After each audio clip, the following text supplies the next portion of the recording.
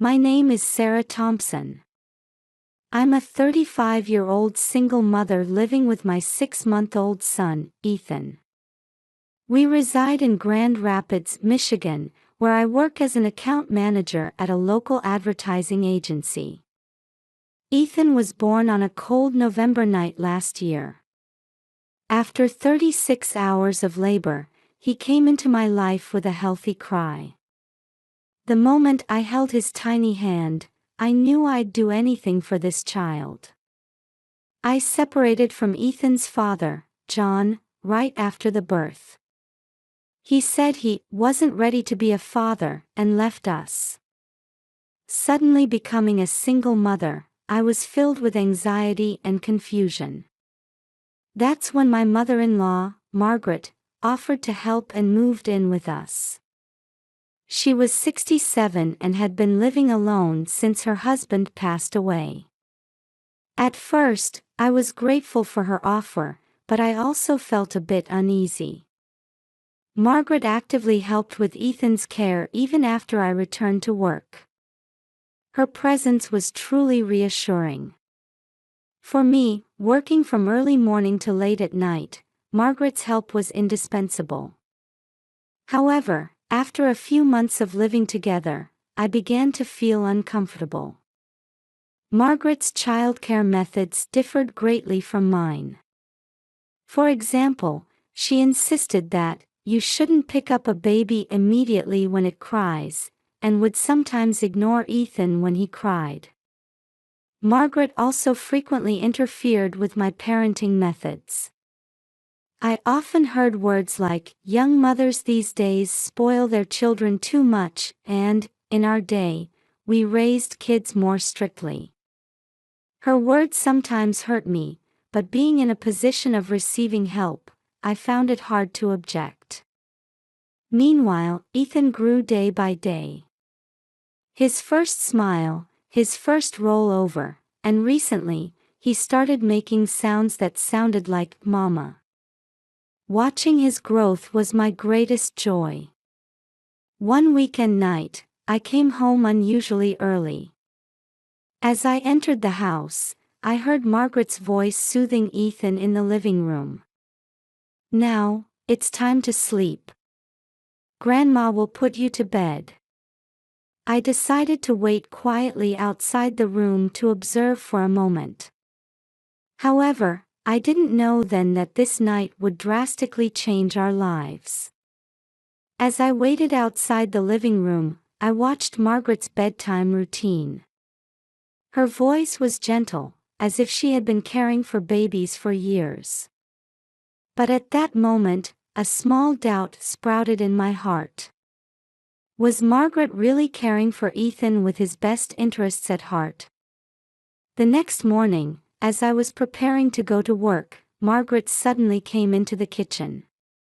"Sarah, I saw how you put Ethan to bed last night. You need to be stricter," she said. I turned around in surprise. "What do you mean?" Margaret continued, "You shouldn't pick up the baby immediately when it cries. It's important to let them cry a little to develop independence." I couldn't hide my confusion at her words. "But Ethan is only 6 months old.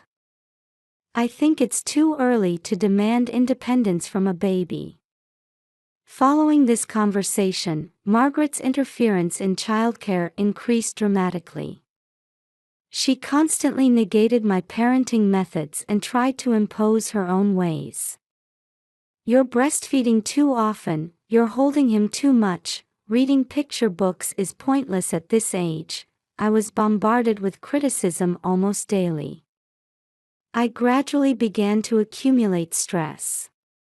While grateful for Margaret's presence, I was pained by her overly intrusive attitude. When I returned from work, I felt like Margaret was even taking away my time to care for Ethan. One day, I mustered up the courage to say to Margaret, "Mom, I'm Ethan's mother too. I have my own way of raising him." However, Margaret looked at me coldly and replied, you're too young to understand. Follow my experience. These words almost broke something inside me. I felt deeply hurt, as if my ability to parent had been denied. Still, the reality was that balancing work and childcare would be difficult without Margaret's help, so I couldn't defy her. In the midst of this, I contacted John. We had hardly any relationship since Ethan's birth, but I wanted to confide in someone about this situation. "John, I need to talk to you about Ethan," I said over the phone, and he reluctantly agreed to meet. When we met at a cafe, there was an awkward atmosphere as we began our conversation. I talked about the friction with Margaret and sought John's advice. However, his response was cold. "Sarah, that's your problem. It has nothing to do with me." I felt anger and disappointment at John's words. "You're Ethan's father. How can you be so indifferent?" My voice was trembling. John let out a deep sigh and said, "I'm still not ready to be a father. I'll leave everything to you," and he stood up to leave. From that day on, I decided to completely cut ties with John. I felt he had no right to be involved in Ethan's life. At the same time, my relationship with Margaret continued to deteriorate. Her intrusive attitude escalated day by day, and I began to doubt even my own parenting judgments. The daily conflicts with my mother-in-law and the breakup with John. The stress of parenting reached its peak, and I was exhausted both mentally and physically. Still, every time I saw Ethan smile, I strongly felt that I had to overcome these difficulties. That night, I came home late from work, completely exhausted. The clock showed 11 p.m. As I quietly entered the house, I found Margaret watching TV in the living room. "Welcome back, Sarah," Margaret said in a cold tone. "Ethan is already asleep. He was particularly easy to handle today." I felt slightly relieved but also sensed something was off. Usually, Ethan would cry a lot at night, and it was always a struggle to put him to sleep. "I see. Thank you," I replied as I headed towards Ethan's room. As I opened the door, I could hear Ethan's faint breathing in the dimly lit room. As I approached to check on him, my heart nearly stopped. Foam was coming out of Ethan's mouth. "Ethan!" I cried out involuntarily. I quickly picked him up, and his body was abnormally hot and limp. "Ethan, open your eyes. It's Mama." Hearing my scream, Margaret rushed into the room. "What happened?" "Ethan is foaming at the mouth," I explained desperately. "His breathing seems labored, and his body is hot." However, Margaret's reaction was unexpected. "Don't exaggerate. You're just overreacting." I stared at Margaret in disbelief. "This is not an overreaction. There's clearly something wrong with Ethan." Margaret, trying to appear calm, said, "Sarah, you're not used to childcare, so you panic over little things. Ethan is just in a deep sleep." I was shaking with anger and anxiety. "This is not normal sleep. I'm calling an ambulance." As I reached for the phone, Margaret grabbed my arm. "Stop it. There's no need to take him to the hospital." At that moment, something snapped inside me. I shook off Margaret's hand and said firmly, "Ethan is my son. I will protect him." I quickly grabbed my cell phone and dialed 911. "Please help, My baby is foaming at the mouth and seems to be having trouble breathing, I explained while following the operator's instructions and holding Ethan close. As the sound of the ambulance siren approached, Margaret stood in the corner of the room with a disgruntled expression. "You're really overreacting. By tomorrow, you'll see everything is fine." But I couldn't hear her words. Feeling Ethan's small body hot and trembling in my arms, I was just desperately waiting for the paramedics to arrive.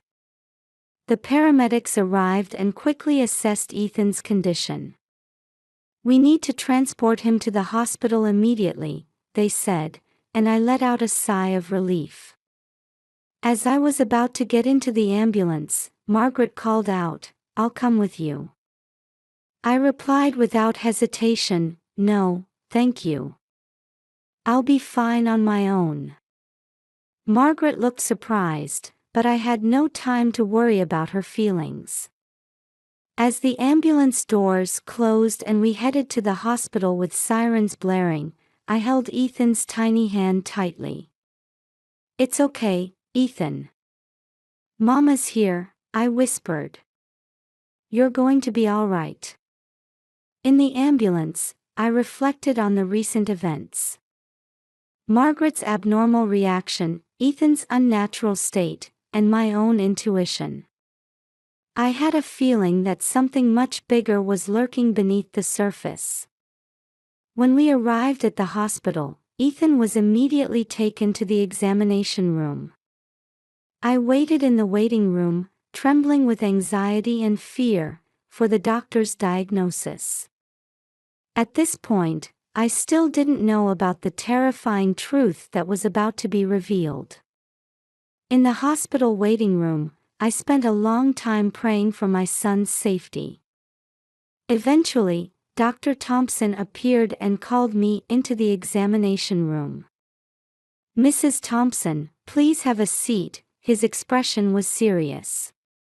"We need to talk about Ethan's condition." I sat down with trembling hands and listened to the doctor's words. "We've got Ethan's blood test results. A significant amount of benzodiazepine class drugs was detected in his system." I was at a loss for words. Drugs. But how? Dr. Thompson continued cautiously, "This type of drug is typically used to treat anxiety or insomnia. However, it should never be administered to someone of Ethan's age.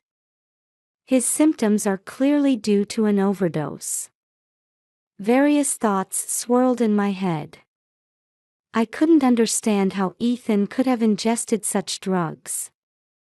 "Mrs. Thompson, in situations like this, we are obligated to report to Child Protective Services," the doctor said quietly. At those words, I came to my senses. "Wait, please. I would never do anything to harm my son.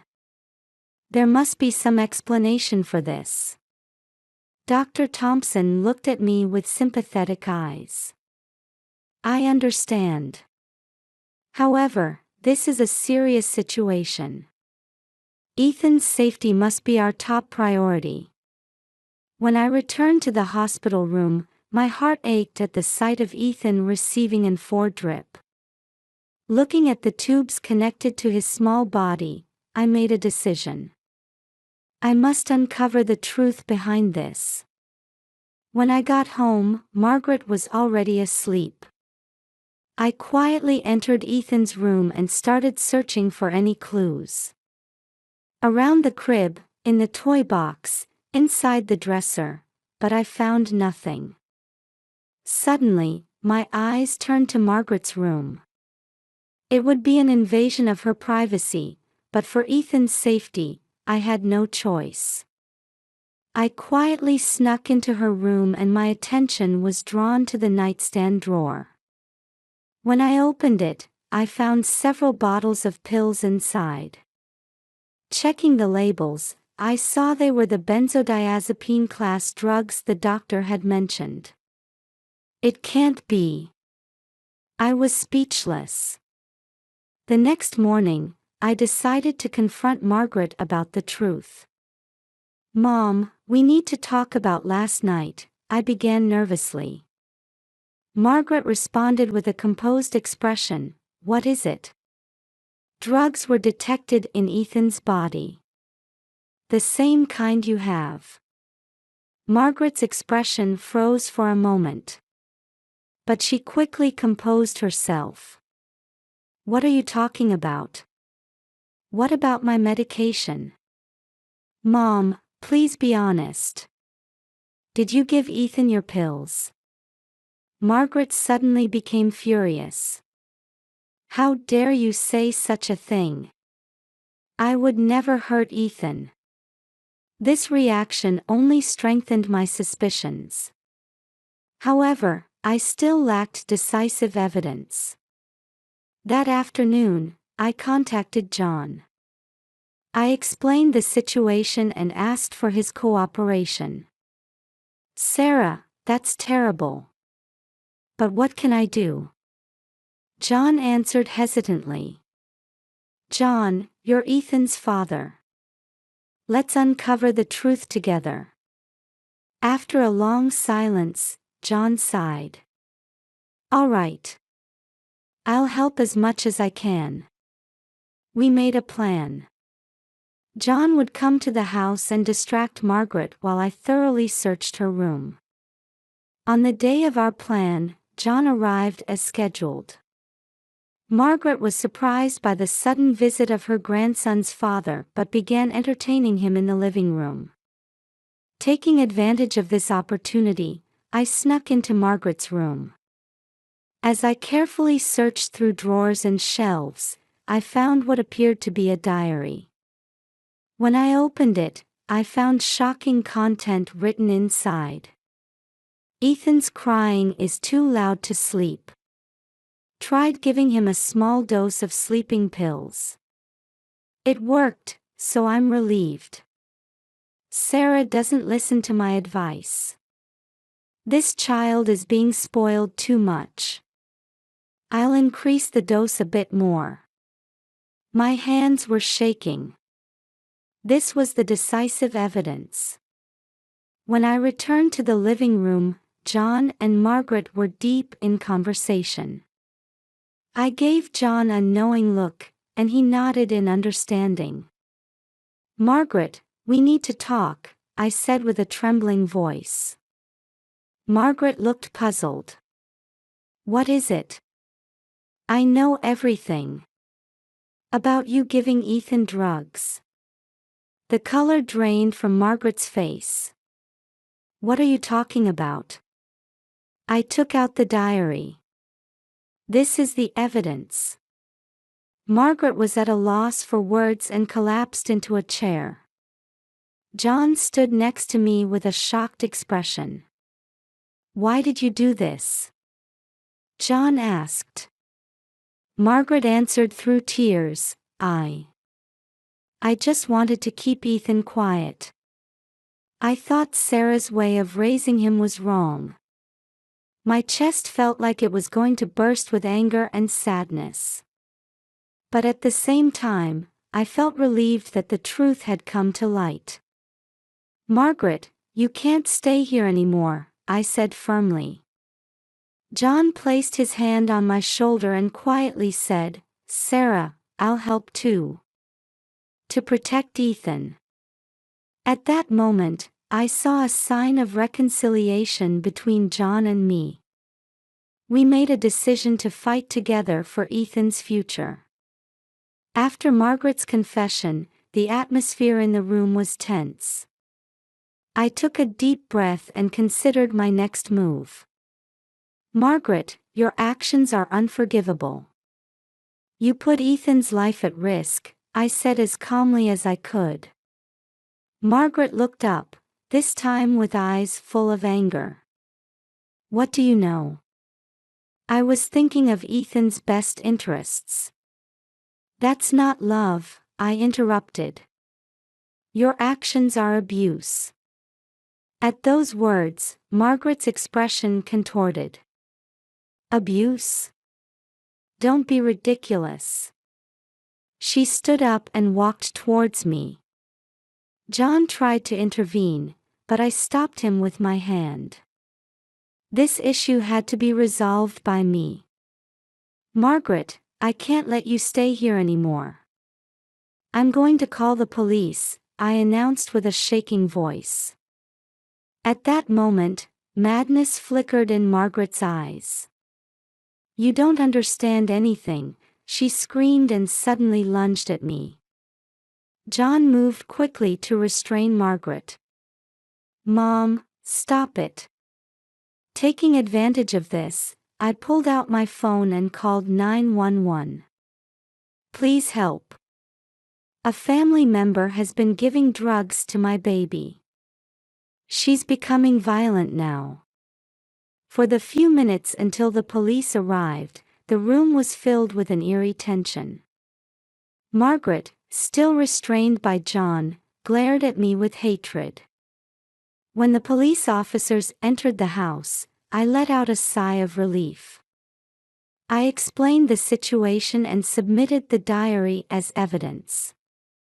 "Margaret Thompson, you're under arrest on suspicion of child abuse," the officer announced, and the color drained from Margaret's face. As I watched her being handcuffed and led away, I was overwhelmed with complex emotions. Anger, sadness, and a bit of relief. After the police left, John and I sat quietly in the living room. After a long silence, John spoke up. "Sarah, I'm really sorry. I should have been involved with Ethan sooner." I let out a deep sigh. "John, I was disappointed in your response, it's true. But I'm grateful for your cooperation in this matter." John looked at me with a serious expression.